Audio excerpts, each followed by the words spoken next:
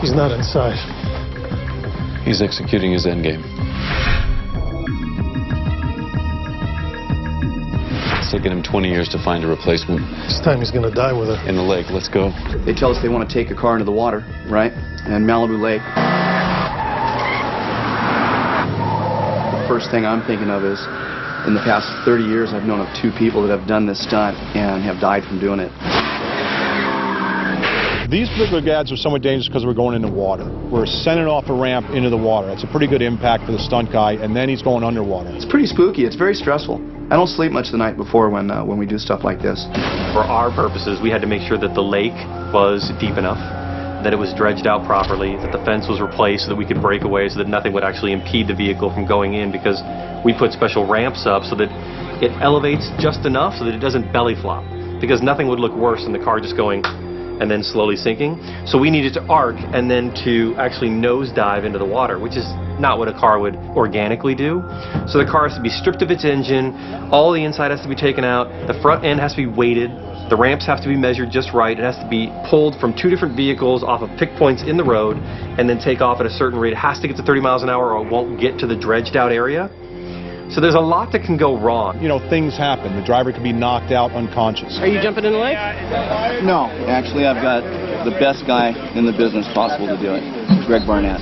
He did Baywatch for 13 years. He's done this more than anybody I know. The lake's 13 feet deep, and there's about 1.5 feet, 2 foot of mud at the bottom of the lake.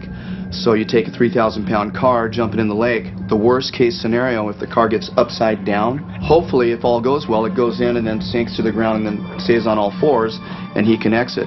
But in the event that it didn't do that, in the very back where you'd put your golf clubs, we cut a big giant hole out of there. So if it did get upside down, he had an exit route. We're backing up. I also had 2 safety divers in the water, and I had a Navy SEAL on the shore.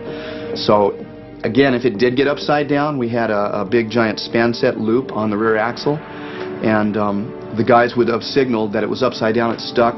The Navy SEAL would have gone out, hooked up the crane to that rear axle, and we would have had that thing out of the water within less than 10 minutes. Plus, he had multiple air sources in there. We took some scuba tanks, mounted them in the car for the stunt guys. They have their air right here on their chest. As soon as he goes down, he's able to breathe.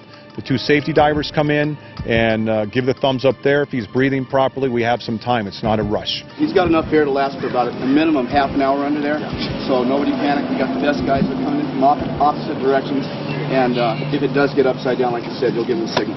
It's starting to rain, so we need to get this shot before it starts pouring on us. Right now it's half that. Yeah. Stand by the car. 1, 2, go.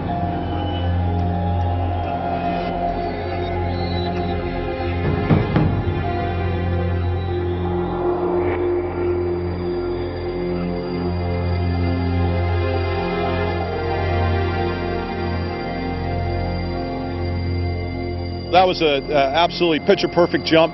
The fence absolutely exploded. I actually didn't pay much attention to the fence when we built it. It was balsa wood.